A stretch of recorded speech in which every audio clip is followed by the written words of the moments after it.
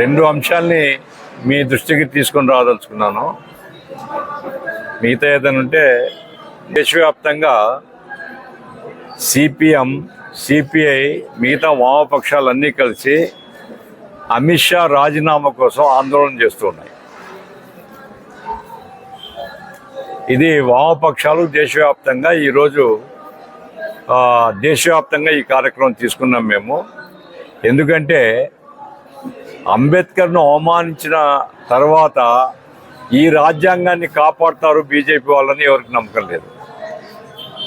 అంబేద్కర్ ఈ రాజ్యాంగ విలువలకు ప్రతీక.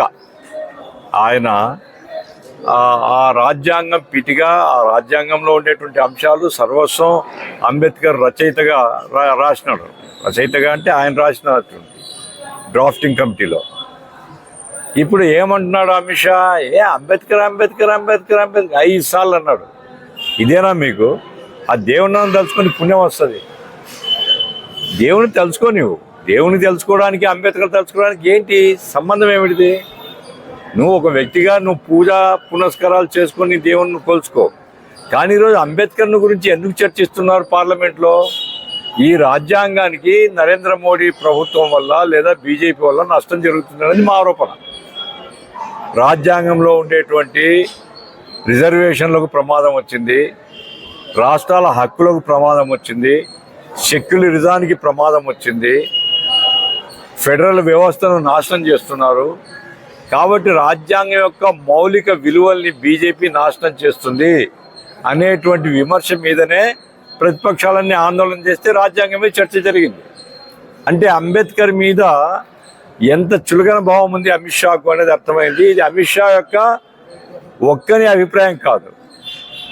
మనం ఇక్కడ గమనించాల్సింది ఏమిటంటే భారతీయ జనతా పార్టీ అంటే స్వతంత్రం వచ్చినప్పుడు ఈ పార్టీ లేదు.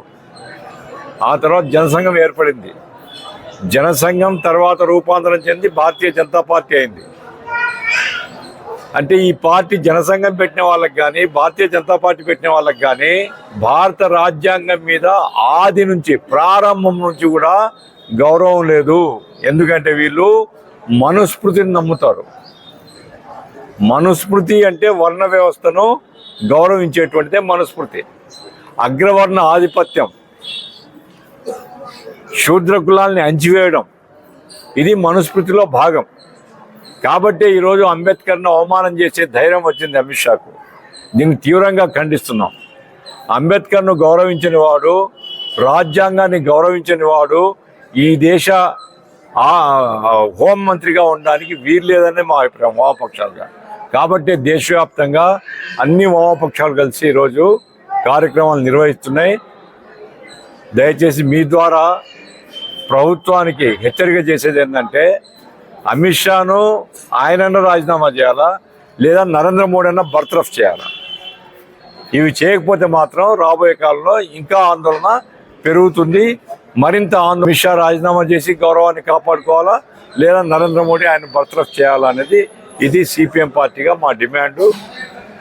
ఈ ఒక అంశం. ఈ రాష్ట్రంలో అత్యంత వెనుకబడినటువంటి జిల్లాగా కర్నూలు జిల్లా ఉంది. ఒకప్పుడు అనంతపురం బాగా వెనుకబడిన జిల్లా. అనంతపురంలో కియా ఫ్యాక్టరీ లేకుంటే ఈ హంద్రీనివా వల్ల ఏది ప్రధానంగా హార్టికల్చర్ డెవలప్ అయింది అక్కడ. అంటే పండ్ల తోటల పెంపకం అది ఇది డెవలప్ అయింది. కర్నూలు జిల్లాలో పడమటి ప్రాంతం, కర్నూలు టౌన్ అంటే పెద్ద ఊరు కాబట్టి అది బతుకుతున్నారు. కానీ ఆ తర్వాత కోడుమూరు దగ్గర నుంచి కోసగి వరకు, కౌతాలం వరకు, మొత్తం ఈ ప్రాంతం ఆలూరు పొలగొండ వరకు తీసుకుంటే ఈ ప్రాంతం అంతా కూడా నిత్యం కరువుతో బాధపడుతుంది. మనకంతా ఇంతో పంటలు పొలగొండలో కనపడతాయి, కౌతాలంలో కనపడతాయి. మిగతా ఏ ప్రాంతంలో పంటలు లేవు. లక్షల సంఖ్యలో వలసలు పోతున్నారు. మొత్తం ఈ రాష్ట్రంలో, ఆంధ్రప్రదేశ్ రాష్ట్రంలో అక్షరాస్యతలో అత్యంత వెనుకబడినటువంటి జిల్లా కర్నూలు జిల్లా.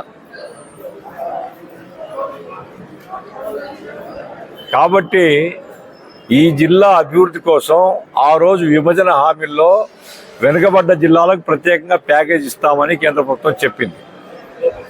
భారతీయ జనతా పార్టీ సిద్ధంగా లేదు. కేంద్ర ప్రభుత్వము తన హామీలు అమలు చేయకపోతే అమలు చేయమని ఎవరు అడగాల? రాష్ట్ర ప్రభుత్వం అడగాల. దౌర్భాగ్యం ఏమిటంటే రాష్ట్ర ప్రభుత్వము మూగబోయింది. ఈ ప్రాంతం అభివృద్ధి పట్ల, వెనుకబడ్డ ప్రాంతాల అభివృద్ధి పట్ల రాష్ట్ర ప్రభుత్వాలు, ముందున్న జగన్ ప్రభుత్వం కానీ ఇప్పుడున్న చంద్రబాబు ప్రభుత్వం కానీ ఏమీ అడగడం లేదు. ఇప్పుడు విభజన హామీలు మేమేదో అక్కడ రైల్వే జోన్ తెస్తున్నాం, రైల్వే జోన్ తేండి మంచిదే, కానీ వెనుకబడ్డ ప్రాంతాల ప్రాజెక్టులు ఏమిటి? వెనుకబడ్డ ప్రాంతాల అభివృద్ధి ఏమిటి? కేంద్ర ప్రభుత్వాన్ని ఎందుకు నిలవేయరు? కేంద్రము రాష్ట్రము కలిసి నిధులు కేటాయించకపోతే ఈ ప్రాంతం యొక్క అభివృద్ధి ఎడారిగా మారబోతుంది. సగం జనాభా, ఈ జిల్లాలో సగం జనాభా 6 నెలలు మాత్రమే కర్నూలు జిల్లా వాసులు. 6 నెలలు ఈ రాష్ట్రం వాసులే కాదు, వాళ్ళు బెంగళూరులో ఉంటారా, బొంబాయిలో ఉంటారా, తిరుపతికి పోతారా, లేకపోతే ఇంకా మద్రాసుకు పోతారా చెప్పలేము. అంటే 6 నెలలు మాత్రమే స్థానికులు, 6 నెలలు పరాయి వారు. మీరు ఎవరైనా అడగండి, రైలు ఎక్కిన వాళ్ళని ఎక్కడ పోతున్నావు అంటే బతకడానికి పోతున్నాం. 78 సంవత్సరాలు స్వాతంత్రం వచ్చి 78 సంవత్సరాల తర్వాత కూడా బతకడానికి ఊర్లు వదలాల్సినటువంటి దౌర్భాగ్యంలో ఈ జిల్లా ఉన్నప్పుడు వెనుకబడ్డ ప్రాంతాల ప్రణాళిక ఏమైంది? వెనుకబడ్డ ప్రాంతాల ప్రాజెక్టులు ఏమైనాయి? వెనుకబడ్డ ప్రాంతాల్లో పరిశ్రమలు ఏమైనాయి? వెనుకబడ్డ ప్రాంతాల్లో ఉపాధి ఏమైంది? మా జిల్లా మహాసభలో